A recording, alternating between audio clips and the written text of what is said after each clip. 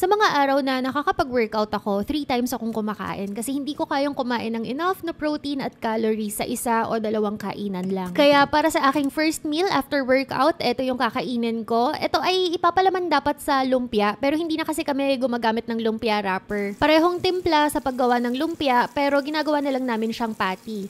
Pero yung mama ko yung gumawa nito. Pag umuwi kami sa Quezon City, nagpe-prepare siya ng marami tapos pinapauwi niya sa amin dito sa La Union. Medyo kakaiba lang yung timpla niya ngayon kasi hinaluan niya ng gulay pero masarap din naman. Kami lang pala ni Milo at ni Mochi yung natira dito sa bahay kasi si Andy Bear sumama pa siya kay mama doon sa in-laws ko sa Manila tapos marami pa silang pinuntahan.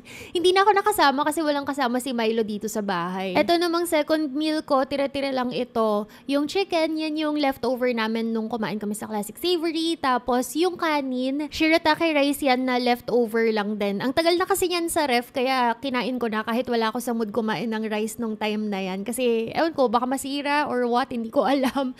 Tapos nagluto na lang ako ng 2 itlog para mas maraming protein. Pero hindi ko rin naubos yung shirataki rice nung time na yon. Tapos after a few hours, nag-crave ako ng something sweet kaya gumawa ako ng low carb na donuts. Tapos for the sweet side, ayun, gumawa ako ng chocolate na toppings niya or chocolate na sauce niya.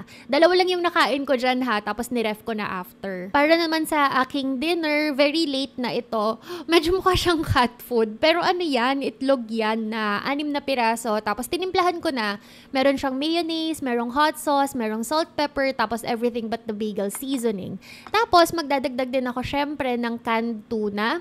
Soaked in brine yan. 2 yung ihahalo ko, pero dun sa first clip, isa lang muna yung hinalo ko. Ayan, dyan. Isa lang muna yung canned tuna na hinalo ko kasi mahirap siyang haluin yung i-mix kapag ihahalo ko lahat ng canned tuna.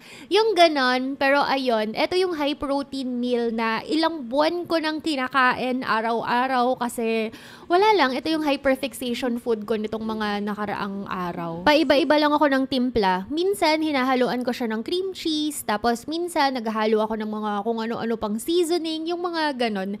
Pero yung pinaka-base niya lang din talaga is egg at saka canned tuna. Pero hindi ganito karami yung kaya kong kainin sa isang araw ha. Usually, sa loob ng isang araw, isang canned tuna na merong halong 3 itlog lang. Ginawa ko lang dito na marami kasi mas masarap siya kapag naka-overnight sa ref. Mas malinamnam kasi tsaka mas nanunuot yung lasa ng mga seasoning, lalo na yung holy bagel or everything but the bagel seasoning. Mas nanunuot yung lasa niya kapag 24 hours na siya sa ref. Kaya yung ginawa ko dito, since nagki-crave na ako ulit nitong pagkain na to, gumawa na lang ako ng marami. Tapos yung leftover, yung kalahati, yun yung inilagay ko sa ref. Tapos yun yung kinain ko kinabukasan. For my first meal naman yun. QP Mayo yung favorite ko na hinahalo na mayonnaise dito. Kaya lang hindi na ako makahanap ng QP Mayo dito sa supermarket sa amin. Na yung QP Mayo na regular, ang mga nakikita ko na lang palagi, yung mga low fat, which is hindi advisable kasi may halong maltodextrin yun eh.